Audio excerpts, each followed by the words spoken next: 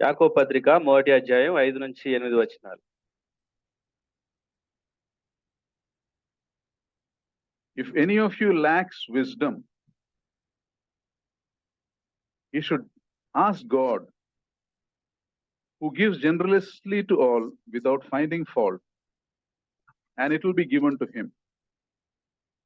But when he asks, he must believe and not doubt, because he who doubts is like a wave of the sea blown and tossed by the wind. That man should not think he will receive anything from the Lord. He is a double-minded man, unstable in all he does. He is a double-minded man, unstable in all he does. అట్టి మనుషుడు ద్విమనస్కుడై తన యొక్క సమస్త మార్గముల యందు అస్థిరుడుగా ఉంటాడు. Today we'll speak on that subject of double-mindedness.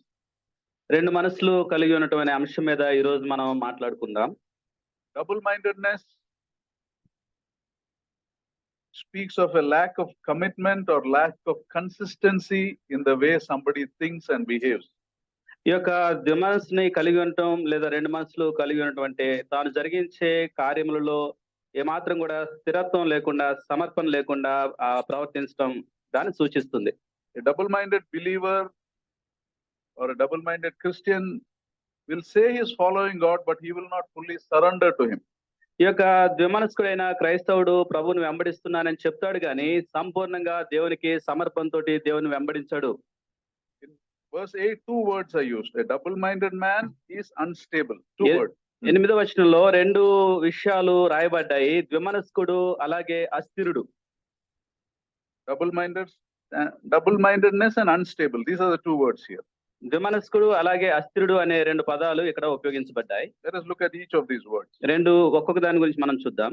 Double-mindedness in the Greek translation is a person with wavering or divided interest. ఈ యొక్క ద్విమనస్కుడు అనే మాట గ్రీకు పదం నుంచి తీసుకొనబడింది. దాని యొక్క అర్థం ఏంటంటే తన యొక్క ఆసక్తిని ఎప్పుడు విభజిస్తూ ఉంటాడు, అలాగే తను కదిలించబడుతూ ఉంటాడు. This person literally has 2 agendas operating within him. ఈ వ్యక్తి వాస్తవానికి తన యొక్క హృదయంలో రెండు రకాల ఉద్దేశాలని, ప్రణాళికల్ని కలిగి ఉంటాడు. You know, the translation says he's a person with almost like 2 souls. ఆ యొక్క దాని యొక్క మూలమైన అర్థాలు ఏం చెప్తున్నాయంటే రెండు రకాలైన ఆత్మల్ని తనలో ఈ వ్యక్తి, ఈ ద్విమనస్కుడైన వ్యక్తి కలిగి ఉంటాడు. Second, unstable. రెండవదిగా అస్థిరుడు. Unstable is the translation is about something that does not set properly.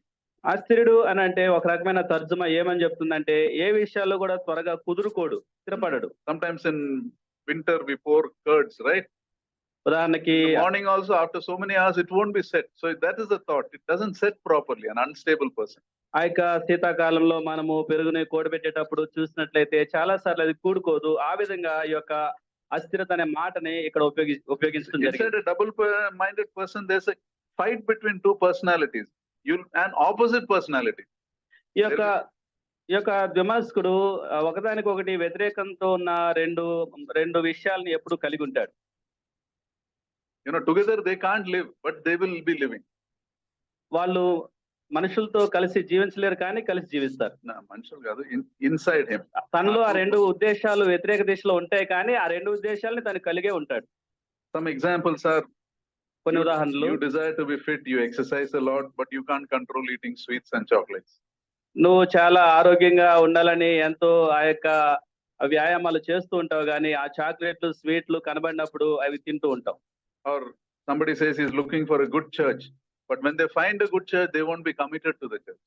లేదంటే మరి కొంతమంది ద్విమనస్సు కలిగిన వాళ్ళు మంచి సంఘం కోసం చూస్తున్నా అని చెప్తారు కానీ ఆ సంఘం వాళ్ళకి కనిపించినప్పుడు దానికి అంటుకట్టబడి జీవించరు. Or you want your spouse to be good, but you behave selfishly in your marriage. లేదా నీ యొక్క భాగస్వామి నీతో సరిగా ఉండాలని కోరుకుంటావు కానీ నువ్వు మాత్రం నీ యొక్క వివాహ బంధంలో సరిగా నమ్మకంగా ఉండవు.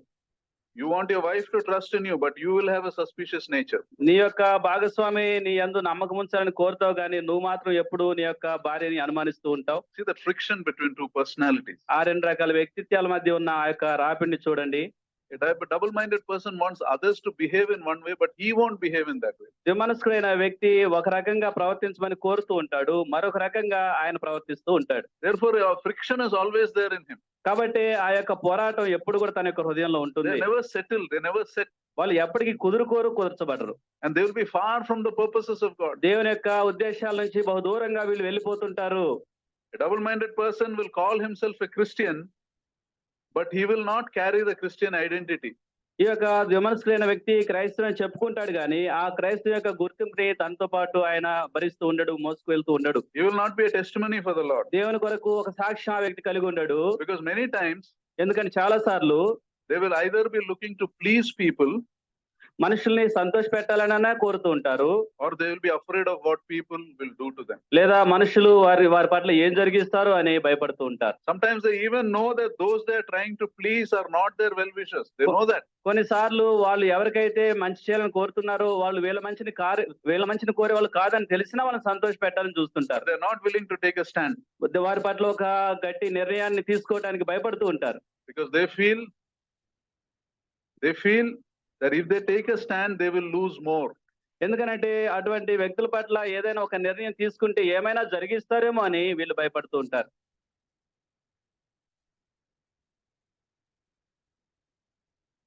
You know, there was an imaginary story of a man who brought a cock from the market. ఒక సంతకు వెళ్ళి అక్కడ ఒక కోడి పుంజును తెచ్చుకున్న ఒక వ్యక్తిని గురించిన వృత్తాంతం ఉంది. He bought it to kill and eat. దాన్ని కూర చేసుకొని తినడానికి ఆయన తీసుకొచ్చాడు. So one day he planned to kill and eat the chicken the next day. కాబట్టి ఆయన ఇక మరుసటి రోజు దాన్ని భోజనానికి ఆహారంగా తీసుకోవాలని ఆయన తీసుకొచ్చాడు. But he didn't want to kill the cock without some excuse. అయితే ఎటువంటి కారణం చెప్పకుండా దాన్ని ఆహారంగా చేసుకోవడం ఆయనకి ఇష్టం లేదు. So he thinks of an excuse and tells the cock like this. He says, "You should not crow from tomorrow. If you crow, I will kill you," he said. కాబట్టి ఏదో ఒక సాగు చూపి దాని యొక్క ప్రాణం తీయాలని చూశాడు కాబట్టి దాంతో చెప్పాడు, రేపటి నుంచి నువ్వు కోయటానికి వీలు లేదు, కూసావా నీ ప్రాణం ఉండదు అని చెప్పాడు. So the cock said, "Okay, sir, I will do whatever you want." అప్పుడు గొడుపుని చెప్పింది, సరేనండి మీరు ఎలా అంటే అలానే అని చెప్పింది. Next day morning, when it was time for the cock to crow, the owner noticed the cock was not crowing. ఇక మరుసటి రోజు కూసే సమయానికి ఆ యొక్క కోడిపుంజు కూయటం మానేసింది. It was only flapping its wings. Before crowing, they flap their wings. No, it was only doing that and stopped. కూసేటప్పుడు ఎలా అయితే తన యొక్క రెక్కల్ని ఆడిస్తుందో అలా రెక్కల్ని ఆడించి అది మౌనంగా ఉండిపోయింది. So the owner gave another order. He said, "For tomorrow, if you flap your wings also, I will kill you." ఇప్పుడు యజమాని మరొక సాగు దాంతో చెప్పాడు, రేపటి నుంచి నువ్వు అలా రెక్కలు ఆడించినా సరే నీ ప్రాణం తీయబడుతుంది అని చెప్పాడు. The next day, the cock didn't flap his wings. ఇక ఆ తర్వాత రోజున ఆ పుంజు ఆ రెక్కలు కూడా ఆడించలేదు. But by habit, it lengthened its neck. Sometimes it lengthens the neck now before crowing. It did that. కాబట్టి అలవాటు ప్రకారంగా కూసేటప్పుడు తన యొక్క తలని ముందుకు ఎలా అయితే చాపుతుందో అలా చాపి మౌనంగా ఉండిపోయింది. Seeing this, the owner said, "From tomorrow, if you lengthen your neck also, I will kill you." అప్పుడు యజమాని చెప్పాడు, ఆ విధంగా నువ్వు రేపు నీ తలని ముందుకు చాపినా నీ ప్రాణం తీయబడుతుంది అని ఒక సాగు చెప్పాడు. So the next day, the cock sat quietly, did nothing. ఇక మరుసటి రోజు ఆ యొక్క ఆ కోడి పుంజు ఏమీ చేయకుండా మౌనంగా ఉండిపోయింది. So the owner was now this thing, how can I kill it and eat it? ఇప్పుడు యజమాని ఆలోచనలో పడ్డాడు, దీని యొక్క ప్రాణం తీసి ఆహారంగా చేసుకోవటం అని ఆలోచించసాగాడు. I will tell this cock to do something that is impossible for it. కాబట్టి దానికి అసాధ్యమైన ఒక పనిని కేటాయించాలి అని ఆయన నిర్ణయించుకున్నాడు.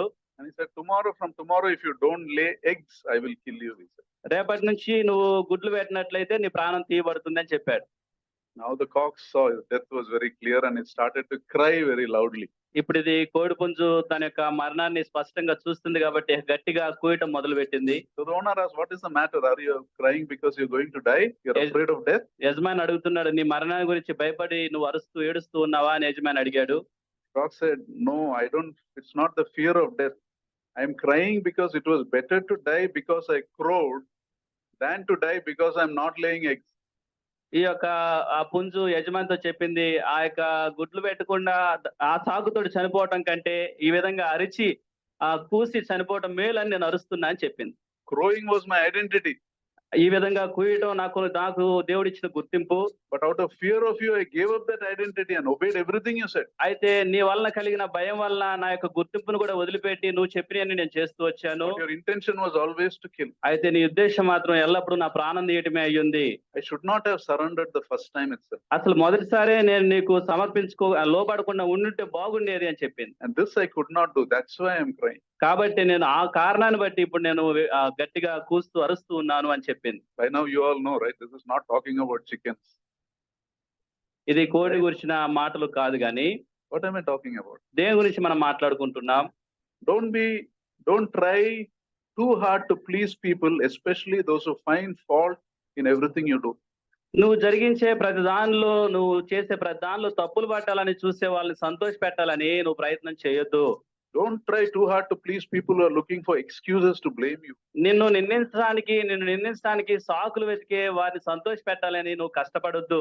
Never think that if I do this one thing, that person will be happy. ఇది చేస్తే ఈ వ్యక్తి సంతోషపడతాడు అని నువ్వు ఎప్పుడు కూడా తలంచొద్దు.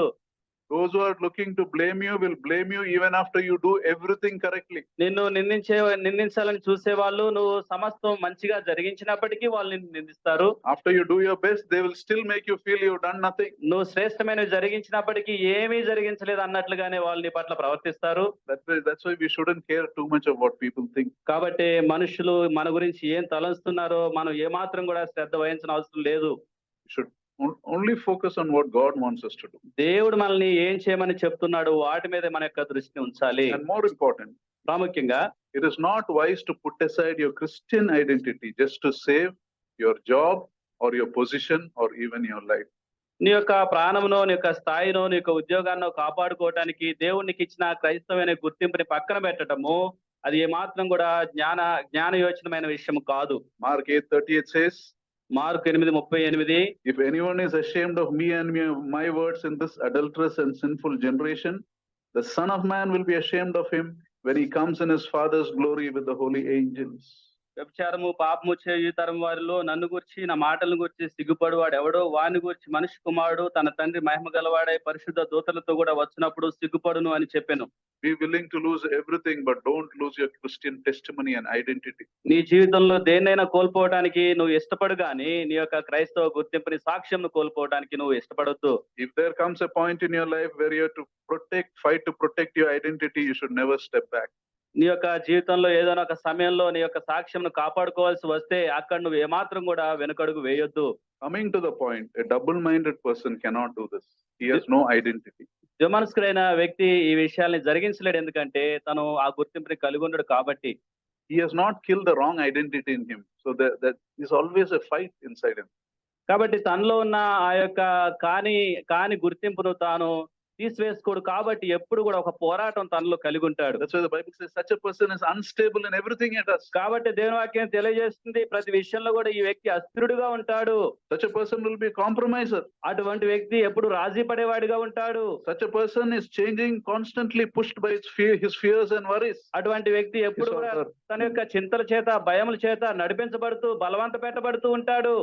That makes him very restless and confused in his thoughts. ఆ వ్యక్తిని ఆ విధమైన ప్రవర్తన ఆ వ్యక్తిని గందరగోళానికి, విశ్రాంతి లేని తలంపుల్లోనికి తీసుకెళ్తుంది. And his behavior. తన యొక్క ప్రవర్తనలో కూడా గందరగోళానికి గురవుతూ ఉంటాడు. And because that person has no defined direction in life, he gets nowhere in life. He remains like that. ఒక సరి అయిన దిశా నిర్దేశం ఆ వ్యక్తి జీవితంలో లేదు కాబట్టి అతడు ఎక్కడికైనా వెళ్తూ ఉంటాడు, ఎక్కడ అలానే మిగిలిపోతూ ఉంటాడు. In other words, no one has to damage them. They damage themselves. మరో విధంగా చెప్పాలంటే ఈ ద్విమనస్కులు, అస్థిరుల్ని ఎవరు నాశనం చేయాల్సిన అవసరం లేదు. తమను తామే వాళ్ళు స్వనాశనం చేసుకుంటారు. Now, one thing we must understand here. ఒక విషయం ఇక్కడ మనం గుర్తుంచుకోవాలి. Double-mindedness is different from doubt. ఈ యొక్క ద్విమనస్సు కలిగి ఉండటం అనేది సందేహం కలిగి ఉండటానికి భిన్నమైనది. Believers are not people who don't doubt. విశ్వాసులు ఏమాత్రం సందేహించరు అని చెప్పడానికి లేదు.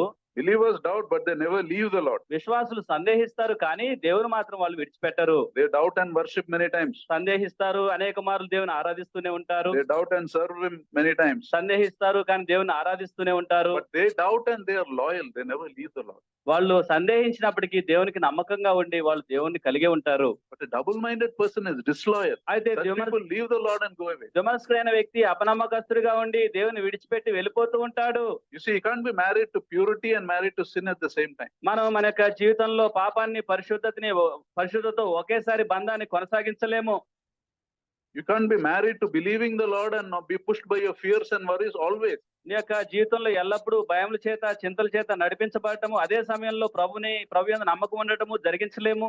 And a double-minded person is selfish also. ద్విమనస్కుడు ఒక స్వార్థపూరితమైన వ్యక్తిగా కూడా ఉంటాడు. They will not care about the harm they do to others. వాళ్ళు ఇతరులకు జరిగించే హాని పట్ల ఏ మాత్రం కూడా వాళ్ళకి చింత ఉండదు. They are only thinking of themselves. వాళ్ళ గురించి మాత్రమే వాళ్ళు ఆలోచిస్తూ ఉంటారు. Achan in the book of Joshua, యెహోషువ గ్రంథంలో ఆకాన్ అనే వ్యక్తి ఉన్నాడు. he hid all those. ఈ ఈ ఈ ప్రవర్తన అంతా కూడా అతను చూపించాడు అక్కడ. He hid all those precious things. ఆయన ప్రశస్తమైన ఆ యొక్క ఆ బంగారము వస్త్రములు దాచుకున్నాడు. And when did he confess his sin? ఎప్పుడు ఆకాను తన యొక్క పాపాన్ని ఒప్పుకున్నాడో తెలుసా? When he was found out. ఎప్పుడైతే ఆయన పట్టబడ్డాడో అప్పుడు ఒప్పుకున్నాడు. When they found that he was the one, that time he did not confess. When Israel got defeated by Ai, he did not say that. Though he understood why the defeat was there, but he didn't confess then. హాయి మీద యుద్ధానికి వెళ్లి ఆ యొక్క 30 మంది ఆ ఇశ్రాయేల్ చనిపోయినప్పుడు ఆయన ఒప్పుకోలేదు కానీ అందరూ సమకూర్చబడినప్పుడు యెహోషువ ఎదుట అప్పుడు పట్టబడినప్పుడు మాత్రమే ఒప్పుకున్నాడు. He was part of God's army but lived for self. దేవుని యొక్క సైన్యంలో భాగంగా ఉన్నాడు కానీ స్వార్థపరుడుగా జీవించాడు. Didn't care about the harm he did to others. ఇతరులకు కలిగిన హాని గురించి ఏమాత్రం కూడా చింతలేని వాడిగా ఉన్నాడు. That's why the psalmist says, I hate double-minded men and I love your law.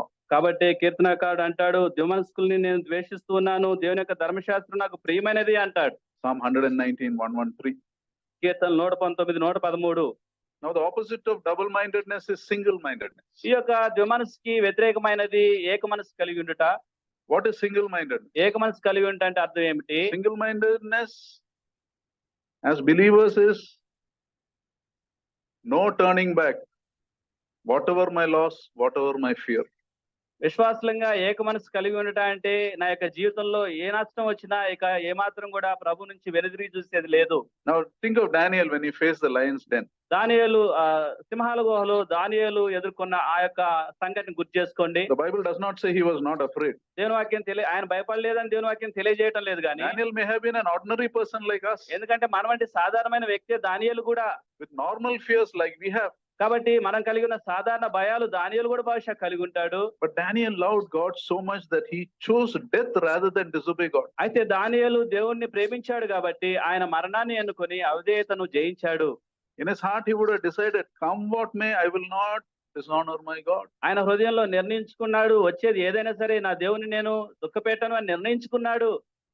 You know the story of the prodigal son? తప్పిన కుమారుడి యొక్క వృత్తాంతం మనకు తెలుసు. He was a single-minded person. తాను కూడా ఏక మనసు కలిగిన వ్యక్తే. Though he did the wrong thing, wasting his father's property, he still was single-minded. When he realized his mistake, he came right back to his father. తన యొక్క తండ్రి యొక్క ఆస్తిని దుర్వ్యాపారం చేత పాడు చేసి కాని ప్రవర్తన చూపించినప్పటికీ కూడా తిరిగి మరలా ఆ యొక్క తండ్రి దగ్గరికి ఏక మనసుతో వచ్చాడు.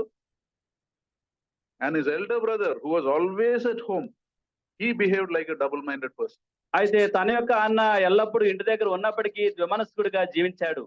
Everything was his, but still he told his father, you didn't even give me a lamb to slaughter. ఆ యొక్క పెద్ద కుమారుడు సమస్తముని కలిగి ఉన్నప్పటికీ కూడా తండ్రితో ఏమంటాడు, నేను నా స్నేహితుడు సంతోషపడినట్లు ఒక మేకపిల్లనైనా నువ్వు ఇవ్వలేదు అంటాడు. And what did his father tell to him? అప్పుడు తండ్రి ఆ పెద్ద కుమారుడు ఇచ్చిన జవాబు ఏమిటి? He said, is not everything I have yours? అంటాడు తండ్రి అంటాడు, కుమారుడా నావన్నీ నీవే కదా. See the double-mindedness. Though he was a son, he behaved like a slave. చూడండి, ద్విమనస్కుడైన పెద్ద కుమారుడు అయినప్పటికీ కూడా ఒక దాసుడి యొక్క బుద్ధిని కలిగి ఉన్నాడు, చూపిస్తున్నాడు. At the end of the story, the prodigal was inside the house and the elder brother was outside the house. ఆ యొక్క వృత్తాంతం యొక్క ముగింపులు మనం చూసినట్లయితే చిన్న కుమారుడేమో ఇంటిలో ఉన్నాడు, పెద్ద కుమారుడేమో ఇంటి బయట నిలబడ్డాడు. You know, double-mindedness condemns us to an enslaved life, defeated life. ద్విమనస్సు కలిగి ఉండటం అనేది ఒక ఓడిపోయిన జీవితంలోనికి మనల్ని నడిపిస్తుంది. So let us look at some of the characteristics of a double-minded person. కాబట్టి ద్విమనస్సు కలిగిన వ్యక్తి యొక్క కొన్ని లక్షణాలని మనం చూద్దాం. A double-minded person cannot be relied for anything. ఈ యొక్క ద్విమనస్సు కలిగిన వ్యక్తి దేనితో కూడా అంటుకట్టుకొని ఉండడు. They will say one thing, they'll end up doing another thing. ఒకటి చెప్తూ ఉంటాడు, మరొకటి చేస్తూ ఉంటారు. Such people change jobs and friendships very fast. అటువంటి వ్యక్తులు, ద్విమనస్సు కలిగిన వ్యక్తులు వారి యొక్క ఉద్యోగాలని, స్నేహితుల్ని కూడా త్వరగా మార్చేస్తూ ఉంటారు. Sometimes they get very excited about something, but కొన్నిసార్లు they lose that excitement also very fast. కొన్నిసార్లు కొన్ని విషయాలను బట్టి అత్యుత్సాహం కనబరుస్తూ ఉంటారు, వెనువెంటనే దాన్ని కోల్పోతుంటారు. Their relationship will always be stable. వారి యొక్క సంబంధ బాంధవ్యాలు అన్ని కూడా అస్థిరంగా ఉంటాయి. People married to them will have great headaches in their life. ఆయా ద్విమనస్సు కలిగిన వ్యక్తుల్లోకి వచ్చిన భాగస్వాములకి గొప్ప తలనొప్పులు ఉంటాయి. Sometimes double-minded person are not faithful in money also. కొన్నిసార్లు ద్విమనస్సు కలిగిన వ్యక్తులు ధనం విషయంలో కూడా నమ్మకస్తులుగా ఉండరు. Either they're foolish in money matters or they're stingy or both. ఆ యొక్క ధనం విషయంలో ఉంటే బుద్ధిహీనులుగా ఉంటారు లేదా పిసినారులుగా ఉంటారు. They say they have faith, but they doubt very easily. They get spiritually distracted very easily. మనుషులు ఉన్నప్పుడేమో విశ్వాసం గలవారని చెప్పుకుంటూ ఉంటారు కానీ ఆ యొక్క విషయాల్లో, ఆత్మీయ విషయాలు అన్నింటినీ కూడా వాళ్ళు సందేహిస్తూ ఉంటారు. Their prayer life will not be serious. వారి యొక్క ప్రార్థన జీవితం తీవ్రమైనదిగా ఉండదు. They will easily compromise with sin. ఆ యొక్క పాపంతో వారి జీవితాల్లో ఎప్పుడు రాజీ పడుతూ ఉంటారు. They will not know how to take clear decision, and they will not trust in God also. దేవుని యందు నమ్మకం ఉంచరు కాబట్టి స్పష్టమైన నిర్ణయాలు కూడా వాళ్ళు తీసుకోజాలరు. They won't confront people. Well, they'll speak behind their backs.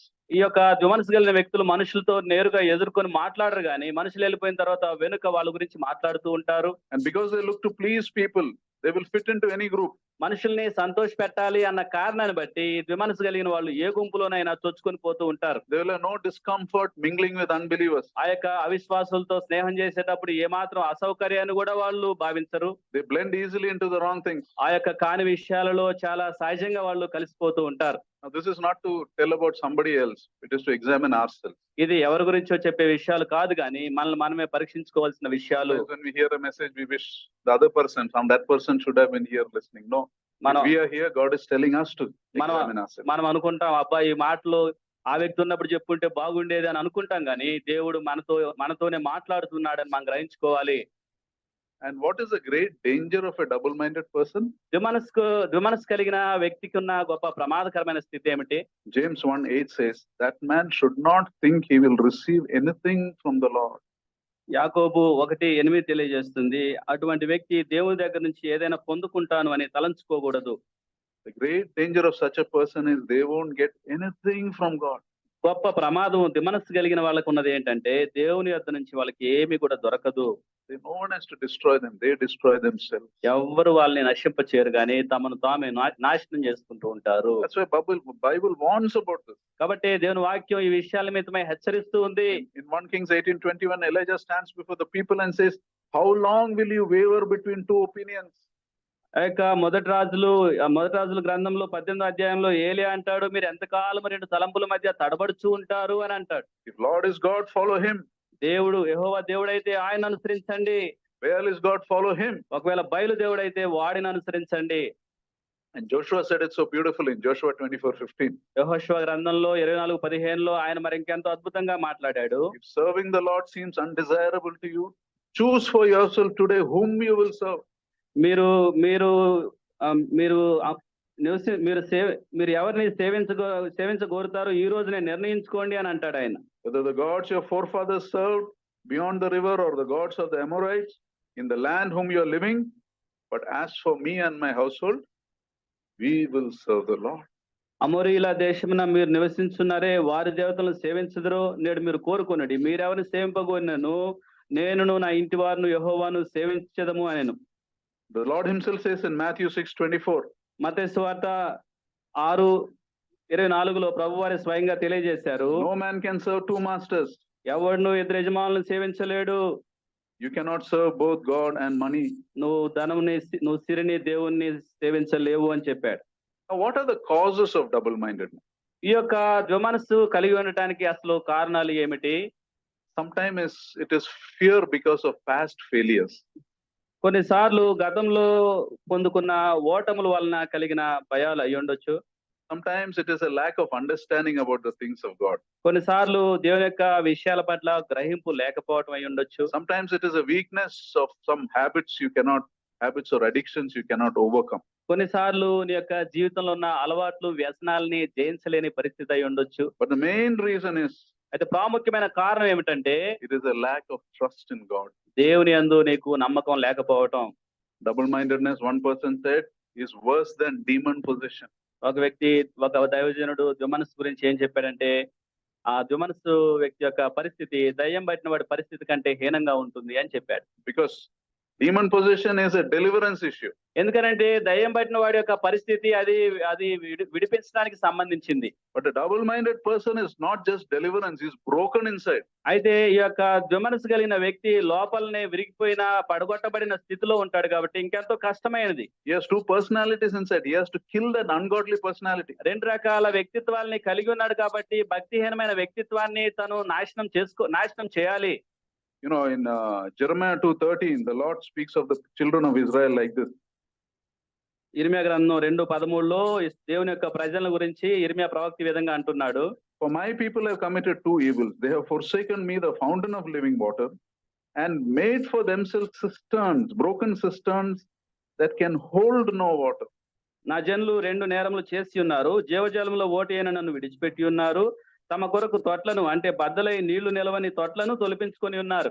You know, a double-minded person is like a clay pot broken inside, cannot hold water. ఈ యొక్క ద్విమనస్సు కలిగిన వ్యక్తి ఏమిటంటే తనలో తానే నీళ్లు నిలవని తొట్టి వలె బద్దలైపోయిన పరిస్థితిలో ఉంటాడు. Many people in church are like that. They're broken cisterns. They are incapable of containing that living water. సంఘంలో అనేక మంది ఆ విధంగానే ఉన్నారు. వాళ్ళు బద్దలైపోయిన తొట్ల వలె ఉన్నారు. వారు జీవజాలాన్ని పట్టుకోలేని పరిస్థితుల్లో ఉన్నారు. You know, some people, how much ever you tell them, they won't change. చూడు కొంతమందిని అసలు ఎంత చెప్పినప్పటికీ కూడా వాళ్ళు ఏమాత్రం కూడా మార్పు చెందరు. However the messages are powerful, there will be no change in their life. సంఘములలో They are broken cisterns. They can't hold water. దేవుని యొద్ద నుంచి వచ్చే ఆ యొక్క వాక్యములో ఎంత శక్తి ఉన్నప్పటికీ కూడా ఆ యొక్క నీళ్లు నిలవని తొట్టి వలె పగిలిపోయిన తొట్టి వలె వాళ్ళు ఉంటూ ఉంటారు. They'll go from one retreat to another retreat, one church to another retreat, looking for a move from God. But the problem is not outside. The problem is inside. They can't hold water. వాళ్ళు ఒక సభ నుంచి మరొక సభకు వెళ్తూ ఉంటారు. ఒక సంఘం నుంచి మరొక సంఘానికి కదులుతూ ఉంటారు. దేవుని దగ్గర నుంచి ఏదో పెద్ద కార్యాన్ని ఆశిస్తూ ఉంటారు కానీ వారు మాత్రం పగిలిపోయిన తొట్టి వలె ఉంటారు. And because they can't hold water, nothing God does in their life can be sustained. It goes away, it drains away. వాళ్ళు ఆ యొక్క దేవుడిచ్చే జీవజాలను పట్టుకోలేని పరిస్థితిలో ఉంటారు కాబట్టి ప్రభు ఏది ఇచ్చినా కూడా వాళ్ళు పట్టుకోలేని పరిస్థితిలో వాళ్ళు ఉంటారు. So how do we overcome this? ఈ యొక్క విషయాల్ని మనం జయించడం ఎలా? James himself says that. James 4:8 says that. యాకోబు పత్రికలోనే 4:8 దేవుని వాక్యం తెలియజేస్తుంది. It says, come near to God and he will come near to you. దేవుని యొద్దకు రండి అప్పుడు ఆయన మీ యొద్దకు వచ్చును. Wash your hands, you sinners, and purify your heart, you double-minded. పాపులారా మీ చేతులు శుభ్రం చేసుకోండి, ద్విమనస్కులారా మీ హృదయాలను పరిశుద్ధపరచుకోండి. How do we overcome? ఎలా మనం జయిస్తాము? Come near to God. దేవుని యొక్క మాటలు వినుట ద్వారా. How do you come near to God? దేవుని యొద్దకు వస్తే ఎలా? First agree, I am double-mindedness, I need help, Lord. మొదటిగా నేను ద్విమనస్కుని ప్రభువా నన్ను క్షమించండి అని ఒప్పుకోవాలి. Come with humility and brokenness. తగ్గింపుతోటి విరిగినెలిన హృదయంతో ఆయన దగ్గరకు రావాలి. Don't think you can handle it. Come to God with your brokenness. నేను దీంతో వ్యవహరించగలను, జయించగలను నువ్వు అనుకోవద్దు. విరిగినెలిన హృదయంతో ప్రభు దగ్గరకు రా. Then confess it's a sin. అదే సమయంలో అది పాపం అని ఒప్పుకో ప్రభు దగ్గర. Double-minded people won't confess. They are proud. విమనస్సు కలిగిన వాళ్ళు ఏమాత్రం కూడా ఒప్పుకోరు, గర్విష్ఠులుగా If you ఉంటారు. want to change, confess. నువ్వు ఒకవేళ నిజంగా మారాలనుకుంటే ఒప్పుకో దాన్ని. You need God's help. దేవుని యొక్క సహాయం నీకు ఎంతో అవసరం. And be determined to change in small ways, at least initially. కనీసం స్వల్ప విషయాల్లోనైనా నువ్వు మార్పు చెందాలని ఒక దృఢమైన నిర్ణయాన్ని తీసుకో.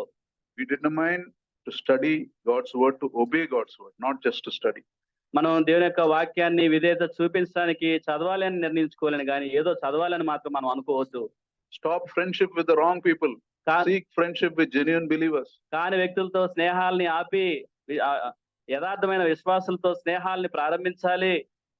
The Bible says, do not be misled. Bad company will corrupt good character. దేవుని వాక్యం తెలియజేస్తుంది దుష్ట సాంగత్యము మంచి నడవడిని చెరుపుతుంది. 1 Corinthians 15:33. 1 కొరింథీ 15:33. And more importantly, have faith that God can change us. మరి ప్రాముఖ్యంగా దేవుడు మనల్ని మార్చగలడు అనే విశ్వాసం మనకు ఉండాలి. In Jeremiah 18:3-6, ఇర్మియా 18:3-6 We won't read it, but we'll read along. Jeremiah is told to go to a potter's house. ఇర్మియాని ఒక కుమ్మరి ఇంటికి వెళ్ళమని ప్రభు చెప్పారు. If you see from the verse 1 itself, he's told to go to a potter's house, and there I will tell you, the Lord says. నువ్వు కుమ్మరి ఇంటికి వెళ్ళిన తర్వాత నేను నీకు చెప్పాల్సింది చెప్తానని ప్రభు ఇర్మియాతో చెప్పాడు. And he goes to the potter's house. కాబట్టి ఇర్మియా ఆ యొక్క కుమ్మరి ఇంటికి వెళ్ళాడు. His potter is working on a wheel, making a pot. ఆ యొక్క కుమ్మరి ఆ పాత్రను చేస్తూ ఉన్నాడు. Making a vessel. పాత్రను చేస్తూ ఉన్నాడు. And that vessel got spoiled. ఇప్పుడు ఆ కుమ్మరి చేతిలో అది పగిలిపోయింది. And what does the potter do? He again takes the mud and makes another pot. ఇప్పుడు ఆ కుమ్మరి ఏం చేస్తున్నాడంటే ఆ జిగట మన్ను మరలా తీసుకొని మరలా ఆయన యుక్తముగా ఆ పాత్రను చేస్తూ ఉన్నాడు. And the word of the Lord comes there to Jeremiah saying, ఇప్పుడు దేవుని వాక్యం ఆ యొక్క ఇర్మియాకి ఈ విధంగా ప్రత్యక్షమైంది. Can I not do in your life what the potter did to the vessel? ఆ యొక్క మట్టి పాత్రకు ఆ కుమ్మరి చేస్తున్నట్లుగా మీ జీవితాలకు నేను చేయలేనా? As the clay is in the potter's hand, so are you in my hand. ఆ కుమ్మరి చేతిలో జిగట మన్ను ఎలా అయితే ఉన్నదో మీరు నా చేతిలో ఆ విధంగా ఉన్నారు. So double-mindedness, you got to hand yourself to God. ఈ యొక్క దుమనస్కరైన వ్యక్తి నీ యొక్క చేతుల్ని దేవునికి అప్పగించాలి. Because God is looking to restore you. ఎందుకంటే ప్రభు నిన్ను పునఃస్థాపించాలని బలపరచాలని చూస్తూ ఉన్నాడు. You must come with brokenness, no blaming others. ఎవరిని Say, I am broken, Lord. నువ్వు ఎవరిని నిందించొద్దు కానీ విరిగి నలిగిన మనసుతో ప్రభు దగ్గరకు రావాలి. So the psalmist says in Psalm 23:3, he restores my soul. ఆ యొక్క కీర్తనకారుడు ఆ యొక్క మొదటి 23వ కీర్తనలో అంటాడు, ఆయన ప్రాణమును సేదతీర్చుచున్నాడు. You know, it's important as a church that we cleanse our lives, be single-minded for the Lord. సంఘంగా ఏక మనస్సు కలిగి ప్రభు చేత మనం పరిశుద్ధపరచబడిన వారమై ఉండాలి. And this single-mindedness is important for us to be revived. ఈ యొక్క ఏక మనస్సు మనకు ఎంతో అవసరం. ఆ యొక్క ఏక మనస్సు మనల్ని ఉజ్జీవింపజేస్తుంది. Remember the great danger of double-mindedness? You won't get anything from the Lord. What a tragedy, no? You lived like a believer all your life, but God has not given you anything. Not because of Him, but because we are not able to hold that one. ఈ యొక్క ద్విమనస్సు కలిగిన వ్యక్తి యొక్క గొప్ప ప్రమాదం ఏమిటంటే ఎంతకాలం విశ్వాసిగా జీవించినప్పటికీ దేవుని యొద్ద నుంచి ఏమి పొందుకోలేడు. ఎందుకనంటే పొందుకున్నవి ఏవి కూడా మనం బద్దలైపోయిన తొట్టి వల్లే వాటిని పట్టుకోజాలం కాబట్టి. So let us come near to God. కాబట్టి ప్రభు దగ్గరికి వద్దాం. And come with brokenness. విరిగి నలిగిన మనసుతో ప్రభు దగ్గరికి వద్దాం. Let us pray. ప్రార్థించుకుందాం. Father, we thank you. Father, we thank you for this time you have given us, this precious message. Lord, we are more guilty than we think, Lord. This nature is often seen in us, and we think it is okay to live our life like that. And we don't realize that things are going from bad to worst in our lives. Lord, may we come to the living waters. Cleanse us from these broken pieces from our life. And may we come and rest in you. We need you, Lord. May we come to you with brokenness, accepting our faults, accepting that we are not capable to live this life on our own. We need you. We need your healing in you. We need this new heart that only you can give us, Lord. Pray for each one of us here. And even as we go to this family retreat, we pray that we will come out as single-minded people, people zealous for you, people like Daniel, who with all our fears, we can say, whatever my fear, I'm going to honor the Lord. I'm going to react in the right way. I'm going to behave in the right way. May that beautiful thing happen in this family and retreat and VBS, Lord. Commit this family retreat into your hand. Thank you for all the facilities we have. Pray for the food, the drink, may it be sufficient, may it be tasty. Pray for the water, pray for the power, pray for the stay, may it be comfortable, we pray. And Lord, if it is your will, send us good weather also. Send us rain that we need. We thank you, we praise you, Master. In Lord Jesus' most precious name we pray. Amen. Now to him who is able to keep you from falling and to present you before his glorious presence without fault and with great joy, to the only God our Savior, be glory, majesty, power, and authority through Jesus Christ our Lord before all ages, now and forevermore. Amen. Thank you. God bless you.